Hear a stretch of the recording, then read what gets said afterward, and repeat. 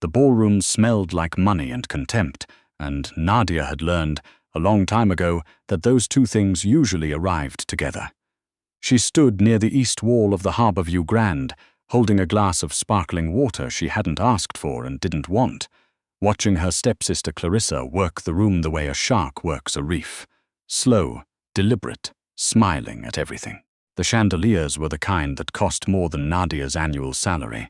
The flower arrangements alone could have covered 3 months of her mother's medications. She knew this because she'd helped her stepfather's assistant price out the event. She was good at knowing what things cost. It was, apparently, the only thing she was good for. "You look like you're calculating the square footage," said a voice behind her. It was Clarissa. Of course it was Clarissa. She'd come over with 2 of her friends, women Nadia didn't know by name but recognized by type, all highlighted hair and careful laughter, and she was smiling the way she always smiled at Nadia, which was to say she was smiling at something that was not quite Nadia, something slightly to the left of her, something smaller.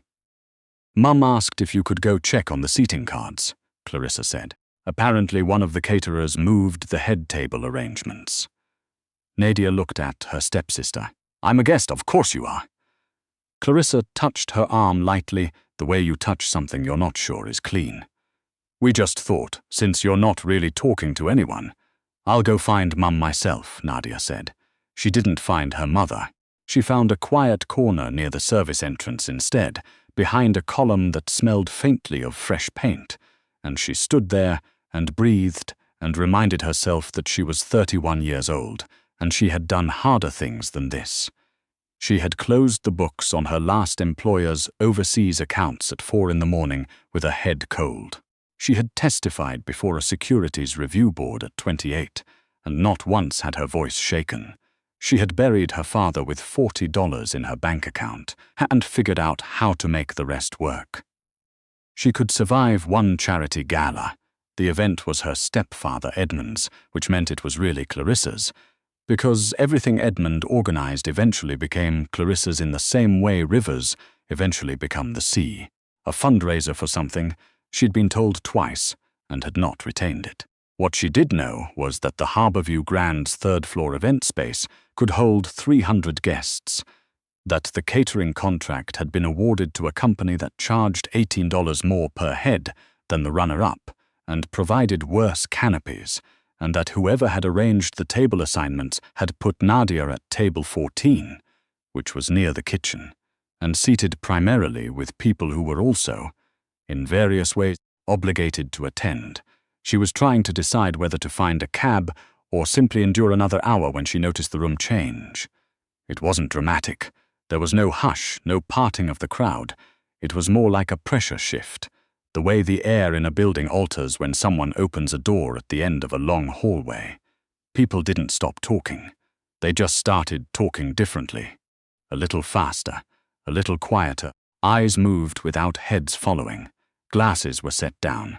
He came in from the north entrance with 2 men behind him who were clearly not guests, not staff, and not the kind of people you asked to leave. He was tall and angular, wearing a dark suit that fit like it had been made to compensate for something, and he moved through the room with the particular economy of motion that belongs to men who have decided, at some point, that hurrying is for other people. His hair was dark and slightly overlong. There was a scar along the left side of his jaw that the lighting didn't soften. Nadia recognized him from the financial press, not from society pages. He wasn't in those, but from the kind of articles that were careful about what they said, and more careful about what they didn't. His name was Cormac, Declan Cormac. He ran a logistics and property syndicate based out of Vancouver, with offices in Montreal, and reportedly several arrangements in cities that didn't make the official paperwork. The kind of money he had didn't come with a clean history. Nobody in this room didn't know that. Nobody in this room was going to say it. She watched him scan the space in a single pass, the way you scan a page of numbers looking for the anomaly. His gaze moved across the crowd, and she had the distinct and uncomfortable impression that he was not looking for friends. He found Edmund near the bar, and the 2 men shook hands in the way of people who have a use for each other, that neither would describe as friendship. Clarissa materialized at her father's elbow within 30 seconds, which was impressive, even by Clarissa's standards. Nadia turned back to her column. She pulled out her phone. She was 3 days behind on a reconciliation for her current client, a small import firm in Mississauga that kept its receivables in a state that she could only describe as aspirational, and she had a spreadsheet open in her head whether she wanted to or not. Column A, column B. Where is the discrepancy? Find the line that doesn't match. You're not drinking. She looked up. He was standing approximately 4 feet away, which was close enough to be a choice and far enough to be deniable. He wasn't looking at her directly. He was looking at the room the way she'd been looking at the room, with the eyes of someone taking inventory. "Neither are you," she said. He glanced at her then.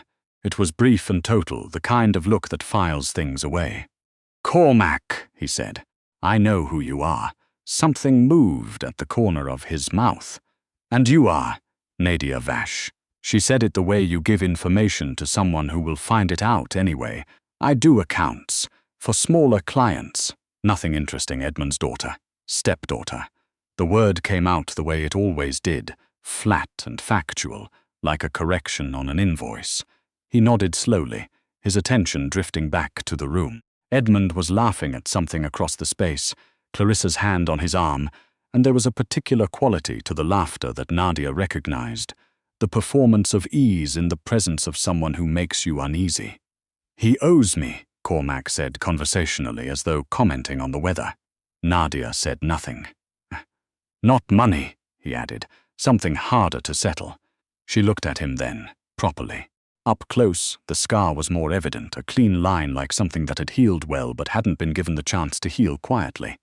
His eyes were grey, not dramatically grey, just the grey of overcast sky functional without sentiment.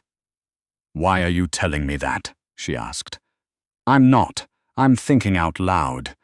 He turned and looked at her directly for the first time. "You were calculating something when I walked in. What was it?" She blinked. "The catering overage. Per head, they're running about 11% above what the menu justifies." A pause. "That in your head.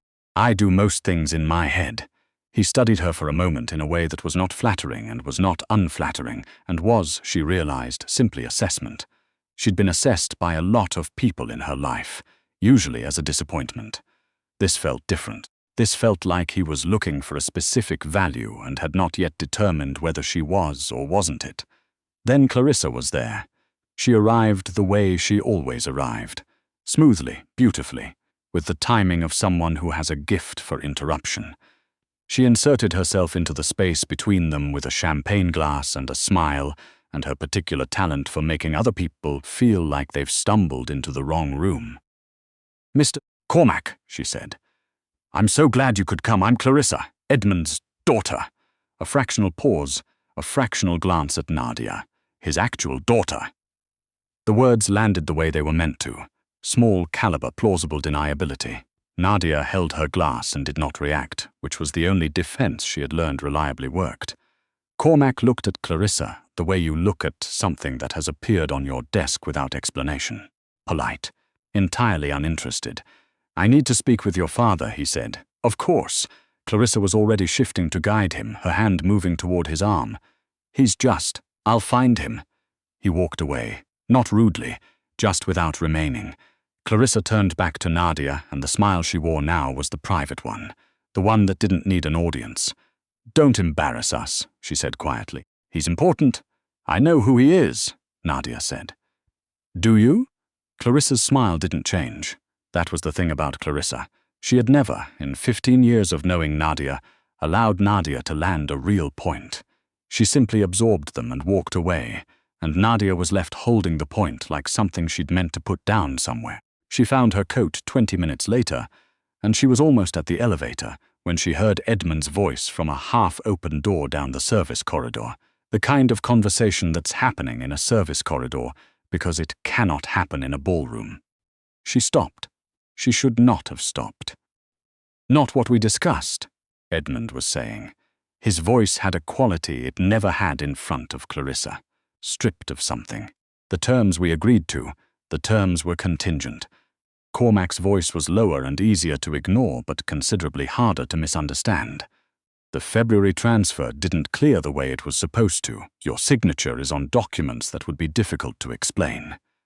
A silence. What are you asking for? Nothing dramatic. I need someone to go through the offshore ledgers. Clean account. Someone who doesn't know enough to be a liability and knows enough to do it right. Someone who isn't connected to anything I'm connected to. Another silence. I don't have someone like that. You do, Cormac said. She was standing next to you in the ballroom, calculating your catering costs. Nadia stood in the corridor with her coat over her arm and her heart doing something technical and unhelpful in her chest. She should have kept walking. She turned around instead. She knocked on the door frame. Edmund went white. Cormac turned around without surprise, which told her he'd known she was there, which told her a great deal about him and very little of it comfortable. If you're going to discuss my professional qualifications, she said, I'd rather be in the room. Edmund opened his mouth, closed it. Cormac looked at her for a long moment with those grey inventory eyes. Can you work in Montreal? He asked. This isn't remote work. She held his gaze. What are the ledgers? Shipping accounts. 6 subsidiaries. I need to know where a specific stream of revenue is going, and I need the answer in 10 days. That's tight. Yes. What's the fee? Edmund made a sound. Cormac didn't look at him. Name it, Cormac said. She named a number. It was more than she charged anyone. It was more than she'd ever charged anyone. She said it the way you say a number, you mean? Flatly, without apology, without softening. He nodded. Done. I want the access credentials before I get on the plane. You'll have them. And I work alone. Nobody stands over my shoulder. Nobody asks me what I've found until I've finished finding it. Something shifted in his expression. Very small. Not warmth. She wasn't going to call it warmth, but something adjacent to respect, the way 2 parallel lines can be adjacent without ever meeting. Agreed, he said. She put her coat on. I'll need the address. He told her. She memorized it the way she memorized everything. Immediately and without effort, a habit she'd built out of years of not being able to afford to misplace information. She left without saying goodbye to anyone. In the elevator, going down, she stood very still and told herself that she had just made a rational professional decision and that the slight unsteadiness in her hands was fatigue and nothing else.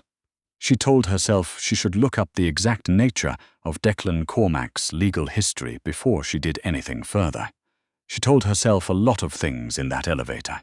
The Montreal office was not what she had expected, which was to say it looked entirely legitimate. An older building on Rue Saint-Jacques, stone-faced and serious, the kind of architecture that predates the instinct to apologize for weight and permanence. The interior was all clean lines and dark wood and the sound of paper in motion, and it smelled of coffee and something she eventually identified as a particular brand of printer ink that she recognized from the accounting departments of companies that processed a very high volume. She was given a desk on the 2nd floor, a monitor, an access code, and a coffee that nobody offered to refilled, but that always, somehow, was refilled. She did not see Cormac on the first day. On the first day, she found 3 anomalies. She did not say anything about them. She kept looking. On the 2nd day, she found the shape of something. Not the thing itself, not yet, but the outline of it, the way you can tell a watermark has been tampered with, not because you see the tampering, but because the ink sits differently than it should. A regular transfer, modestly sized, cycling through a subsidiary in Calgary before landing somewhere it had no documented reason to land. 12 times in 14 months. Not large enough to trigger anything automated. Large enough cumulative to matter. On the 3rd day, Cormac came to her desk. He stood at the edge of it, not behind her, which she noted. He held a coffee he didn't appear to be drinking. He looked at her screen without asking what she was looking at. You're not sleeping enough, he said. I sleep fine. You've been here before 7 both mornings. I start early. You start early when you're following something. She looked at him. The Calgary routing. Did you know about it? A pause that told her something. Tell me what you see. Someone is pulling revenue sideways before it hits the declared accounts. Not a lot at once. Enough over time. The signature on the authorization is a name I can't find in any of your org charts. He set his coffee down on the edge of her desk. His jaw was tight in the way of someone performing stillness. How long? He asked. 14 months at minimum, possibly longer if there are earlier ledgers you haven't given me access to. There are, then I need them. He looked at her for a moment. You're not frightened, he said. It wasn't a compliment exactly. It was more like a notation. I'm sitting in front of a spreadsheet, she said. Frightened of what? Of what the spreadsheet means. She turned back to the screen. I'll be more frightened when I know what it means. Right now I'm just reading. She heard him exhale, very quietly, almost imperceptibly, the sound of something unclenching by a single degree. I'll have the earlier files sent to you by this afternoon, he said. He left. She kept reading. On day 5, she ate lunch at her desk, and on day 6 she found the name. It was not in the authorization signatures, which were a dead end. Whoever had set this up was careful about names. It was in a discrepancy between 2 subsidiary payroll files, a name appearing in one that did not appear in the other, a person drawing a consulting fee from an account that should have had no consulting arrangements. The name meant nothing to her. She wrote it on a piece of paper, which she folded once and placed in her jacket pocket, and then she went to find Cormac. She found him in the room on the 3rd floor that she had understood, without being told, was his room. He was at a window looking out at the street below with the particular quality of stillness that she had come to understand was not peace but its opposite, a held breath, a gathered force. She held up the folded paper. He crossed to her and took it. He opened it. He read the name and something happened in his face that she had not yet seen, a movement behind the stillness, something old and decided and not at all pleasant. You're certain, he said. Accounting is certain. This person was paid for services not rendered from accounts they had no documented access to. Either they authorized it themselves, or someone did it for them, and they knew. He folded the paper. He put it in his pocket. Thank you, he said. The words were simple, and she had heard them 10,000 times in her professional life, but he said them the way you say something you have genuinely calculated, not casually, not automatically, but with the particular weight of a person who knows what they owe and intends to be accurate about it. She turned to go. Vash, he said. She stopped. This puts you in a position, he said. What you know. Do you understand that? Yes, it doesn't concern you. She considered the question with the honesty it deserved. I'm concerned about a range of things. Mostly I'm wondering if Edmund's name is in the earlier ledgers. A long pause. It isn't. You've already looked. I look at everything. She met his eyes. Then Edmund doesn't know what he's involved in.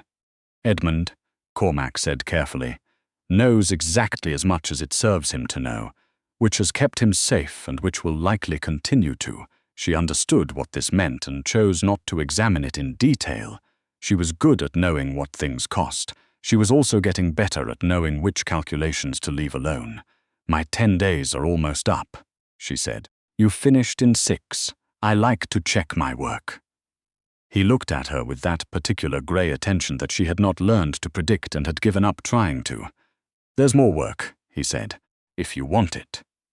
She thought of the import firm in Mississauga, the aspirational receivables, the spreadsheets she would return to that had no stakes beyond the monthly deadline, and the quarterly filing, and the careful small maintenance of someone else's financial life. She thought of Table 14 at the Harbourview Grand, near the kitchen, where the glasses were plastic and the flowers were artificial, and the woman who'd managed the seating had not known or had not cared that she was putting Nadia somewhere that communicated, without words, the precise degree to which she was considered.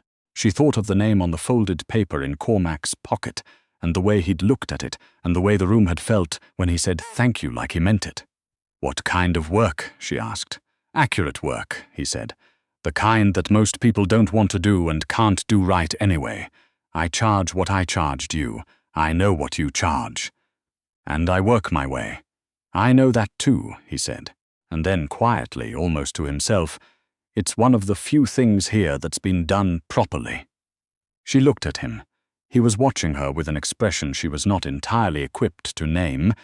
It lived somewhere between assessment and something else, something that had not yet decided what it was. There was a distance to it still, a deliberate arm's length, but the arm was shorter than it had been on the first night.